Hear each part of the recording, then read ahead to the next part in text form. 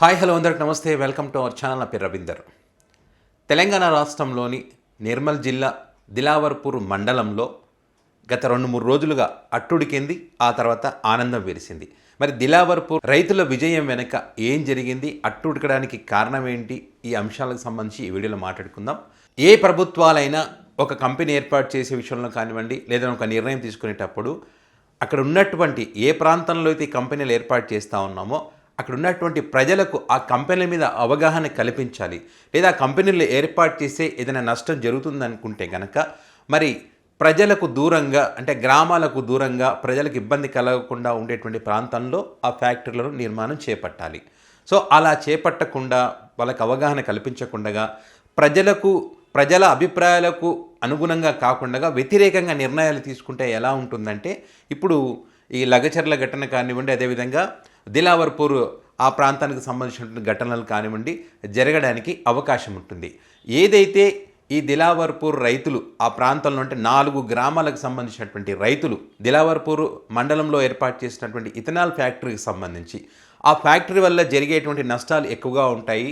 ఆ ఫ్యాక్టరీ కనుక అక్కడ ఏర్పాటు చేస్తే ఏదైతే 3 పంటలు పండేటువంటి ఆ పంటలకు సంబంధించి ఆ వ్యవసాయం దెబ్బతింటుంది. అదేవిధంగా అనారోగ్యం పాలవుతారు, నీటి కాలుష్యం కూడా పెరుగుతుంది. అంటే ఆ ప్రాంతంలో ఉండేటువంటి నీరంతా కూడా కాలుష్యం అయిపోవడం, ఆ నీరు వీరు తాగడం, తద్వారా అనారోగ్య పాలు కావడం. సో ఇవన్నీ ఇబ్బందులు ఉంటాయి కాబట్టి ఆ రైతులు ఆ ఫ్యాక్టరీని వ్యతిరేకించారు. అంటే గత 127 రోజులుగా శాంతియుతంగా నిరసన వ్యక్తం చేస్తున్నప్పుడు, మరి అనేక సార్లు అధికారులకు వినతి పత్రాలు ఇచ్చినప్పుడు వాళ్ళు దానికి సంబంధించి అంటే ప్రజలు చెప్పేటువంటి విషయాలను దృష్టిలో పెట్టుకుని వాళ్ళకు ఒక విలువనిచ్చి అసలు ఎందుకు ఈ రకంగా వీళ్ళు చెప్తా ఉన్నారు, నిజంగానే దీనివల్ల నష్టం జరుగుతుందా లేదని తెలుసుకున్న తర్వాత వాళ్ళ అభిప్రాయాలకు అనుగుణంగా ఫ్యాక్టరీని అక్కడ పెట్టకుండా రద్దు చేస్తున్నామని చెప్పి ప్రజలకు చెప్తే అలజడులు కానీ, విధ్వంసాలు కానీ, భారీ ఎత్తున నిరసనలు కానీ జరగకుండా అవకాశం ఉంటుంది.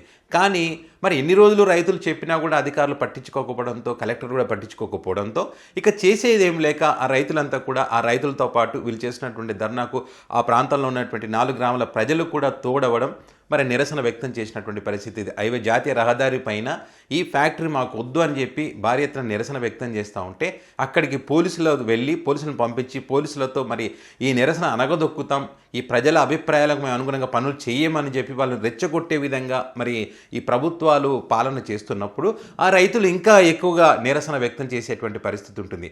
మొన్న మంగళవారం ఉదయం మొదలైనటువంటి నిరసన రాత్రి వరకు కూడా వాళ్ళు అక్కడే వంట వార్పు చేసుకోవడం, అక్కడే వాళ్ళు మాకు ఫ్యాక్టరీ వద్దని చెప్పి నినాదాలు చేయడం, ఇదంతా జరుగుతూ ఉంటే పోలీసులు అక్కడికి వెళ్ళి వాళ్ళపైన దాడులు చేయడం, అధికారులు అక్కడికి వెళ్ళి నిరసన విరమించుకోవాలని వాళ్ళు చెప్పడం, ఈ చెప్తున్నటువంటి క్రమంలో మాట పెరగడం, వీళ్ళంతా కూడా అక్కడ అధికారిని నిర్బంధించడం, అధికారి ఆరోగ్యం బాగాలేకపోతే పోలీసులు ఆమెను తీసుకువెళ్ళడం, మరి వాహనాలు ధ్వంసం చేశారని చెప్పి పోలీసులు వాళ్ళని అరెస్ట్ చేయడం, అరువు రాత్రి ఇళ్లకు దూరి ఆడవాళ్ళపైన కానీ, అదేవిధంగా మగవాళ్ళని కానీ, వీళ్ళందరూ కూడా రైతులను కానీ వీళ్ళు చిన్న అత్యధికాన్ని తేడా లేకుండా అందరినీ అరెస్ట్ చేసినటువంటి క్రమంలో ప్రజలు ఇంకా కోపం ఎక్కువైపోయింది. అంటే మేము శాంతియుతంగా నిరసన వ్యక్తం చేస్తున్నప్పుడు రెచ్చగొట్టి దాడులు చేసి ఈ రకంగా మమ్మల్ని ఇబ్బంది గురి చేసి మా న్యాయమైనటువంటి మా డిమాండ్ ఏదవుతుందో ఆ డిమాండ్కు మా న్యాయమైనటువంటి డిమాండ్ను మీరు పరిశీలించకుండా దానికి అనుగుణంగా నిర్ణయం తీసుకోకుండా మమ్మల్ని ఇంకా ఇబ్బంది గురి చేస్తారని చెప్పి మరుసటి రోజు ఇంకా పెద్ద ఎత్తున నిరసన వ్యక్తం చేశారు. ఆ చుట్టుపక్కల ఉన్నటువంటి గ్రామాలే కాకుండా ప్రతి ఒక్కరు కూడా వీళ్ళు చేసినటువంటి నిరసనకు మద్దతు తెలుపుతూ భారీ ఎత్తుగా జాతీయ రహదారిని దిగ్బంధం చేసే కొన్ని వందల కిలోమీటర్ల మేరకు ట్రాఫిక్ జామ్ అయినటువంటి పరిస్థితి. న్యాయమైన డిమాండ్ కోసం ధర్నా చేసినటువంటి అరెస్ట్ చేసిన వాళ్ళని వెంటనే రిలీజ్ చేయాలి. అదేవిధంగా ఈ ఇథనాల్ ఫ్యాక్టరీ వల్ల నష్టం జరుగుతుంది కాబట్టి ఇథనాల్ ఫ్యాక్టరీ వెంటనే రద్దు చేయాలని చెప్పి వాళ్ళు పెద్ద ఎత్తున నిరసనలు వ్యక్తం చేసినటువంటి క్రమంలో ప్రభుత్వం దిగిరాక తప్పలేదు. అప్పుడు కలెక్టర్ వచ్చి ఇథనాల్ ఫ్యాక్టరీని రద్దు చేస్తున్నామని చెప్పి సంబంధిత రైతులతో చెప్పిన తర్వాత అప్పుడు నిరసన వాళ్ళు విరమించడం జరిగింది. సో దీంతో 2 రోజులుగా అట్టుడికినటువంటి ఆ ప్రాంతమంతా కూడా ఆనందం విరిసినటువంటి పరిస్థితి. ఇదేదో ముందే ఈ ప్రజల యొక్క శాంతియుతంగా నిరసన చేస్తున్నప్పుడే ముందే అధికారులు అక్కడికి వెళ్ళి స్పందించి మరి ఆ ఫ్యాక్టరీని రద్దు చేసి ఉంటే కనుక ఇలాంటి దాడులు కానీ, ఒకరి మీద ఒకరు దాడులు చేసుకునేటువంటి పరిస్థితి కానీ, వాహనాలు ధ్వంసం చేయడం కానీ ఇదంతా జరిగి ఉండేది కాదు కదా. వీళ్ళు ధర్నా చేస్తున్నప్పుడు అనేక ఆఫీసులు అన్నీ కూడా తాళాలు వేసినటువంటి పరిస్థితి. ఎందుకంటే వీళ్ళంతా వచ్చి ఎక్కడ ఆఫీసుల మీద దాడులు చేస్తారేమని చెప్పి కలెక్టర్ ఆఫీసులు కానీ, ఎంఆర్ఓ ఆఫీసులు కానీ, ఎంపీడీ ఆఫీసులు ప్రతి ఒక్కరు కూడా తాళాలు వేసుకుని వెళ్ళిపోయినటువంటి పరిస్థితి. సో ఇలాంటి పరిస్థితులకు కారణం ఎవరు? ఈ ప్రభుత్వాలు తీసుకున్నటువంటి నిర్ణయాలే కదా. మళ్ళీ అదేదో ముందుగానే ఆలోచించి వాళ్ళ న్యాయమైన డిమాండ్ను అనుకుని పరిశీలించి ఆ ఫ్యాక్టరీ రద్దు చేసి ఉంటే ఇదంతా జరిగి ఉండేది కాదు కదా అనేటువంటి అభిప్రాయాలు కూడా వ్యక్తం అవుతూ ఉన్నాయి. సో ఏదైనా సరే ఈ రేవంత్ సర్కార్ అయితే ఈ భూములు తీసుకునేటువంటి విషయంలో ఫెయిల్యూర్ అవుతూ వస్తుందనేటువంటి అభిప్రాయాలు ఉన్నాయి.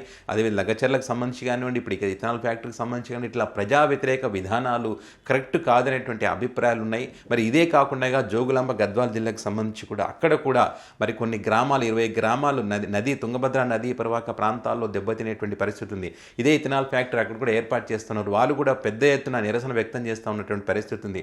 సో ఇక్కడ ఇప్పటికైనా అధికారులు ఇక్కడ జరిగినటువంటి పరిణామాలను గుర్తుపెట్టుకొని, ఇక్కడ జరిగినటువంటి సంఘటనలు గుర్తుపెట్టుకొని, మరి ఇక్కడ జరిగినటువంటి దాడులు ఇవన్నీ వాటన్నిటిని గుర్తుపెట్టుకొని అక్కడ కూడా జరగకుండా అక్కడ కూడా ప్రజలు జాతీయ రహదారిపై రోడ్ ఎక్కి మరి నిరసనలు వ్యక్తం చేయడానికి ముందే అక్కడికి వెళ్ళి వాళ్ళతో మాట్లాడి ఆ ఫ్యాక్టరీ కనుక రద్దు చేస్తే మరి ఇలాంటి సంఘటనలు జరగకుండా ఉండేటువంటి పరిస్థితి ఉంటుంది.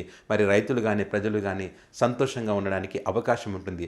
ఆ దిశగా మరి ఈ ప్రభుత్వం నిర్ణయం తీసుకుంటుందని చెప్పి అందరైతే ఆశాభావం వ్యక్తం చేస్తూ ఉన్నారు.